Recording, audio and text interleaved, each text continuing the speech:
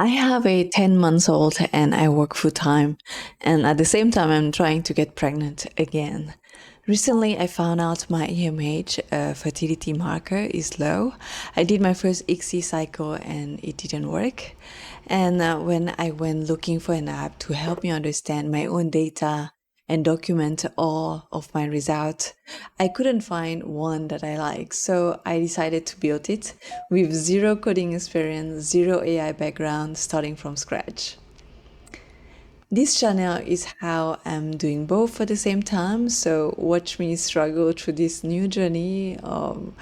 Hopefully, watch me succeed and not fail. So let me back up. I got pregnant with my first child naturally, but it took me 1.5 years of trying, 1.5 years of hoping, tracking, and not understanding why it wasn't happening.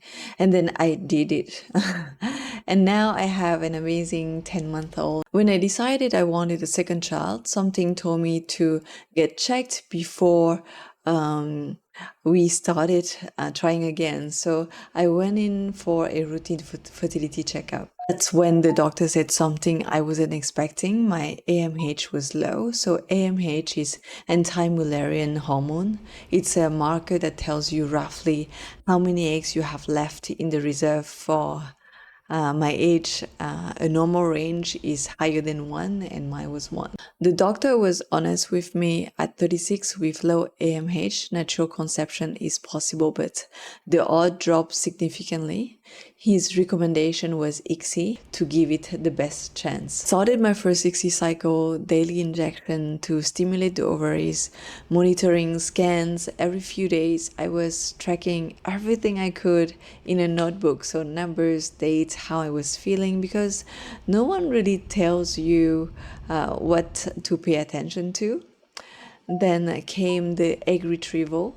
Some eggs were retrieved, some fertilized, and I had one blastocyst, which we sent for a chromosome check, and it came back abnormal. So we didn't do the transfer.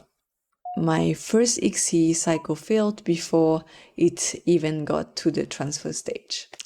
And after the grief, I started asking a different kind of questions, not just why it didn't work, but what do my numbers actually mean? How do I compare this cycle to the next one? What should I be tracking that I'm not? So I look for an app, something that would let me log my result and understand the pattern, ask better questions. And I couldn't find anything that did what I needed.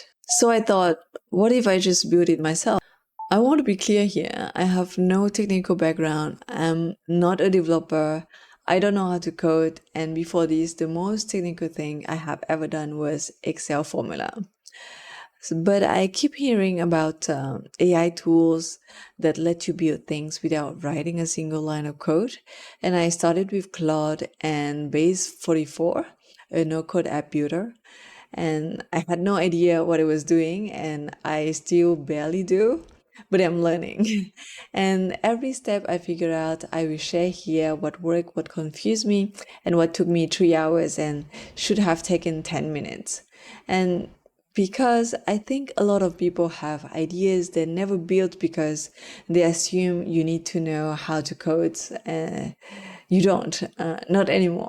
So here's what this channel is. 3 things. 1, my personal ICSI journey, real numbers, real emotions, conversation with my doctors.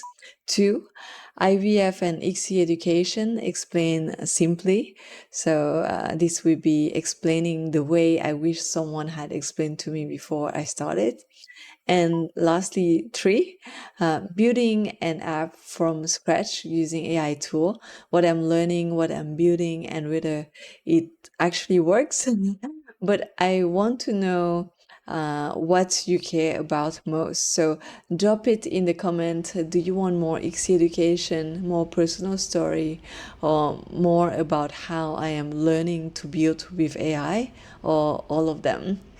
So your answers will shape what I make next. if any of this resonates, if you are going through IVF ICSI or you're just curious about using AI to actually build something, hit subscribe. I post every week. And I made a free IVF cycle survival cheat sheet, the thing I wish I had known before my first cycle. So link in the descriptions. It's free. I see you in the next one.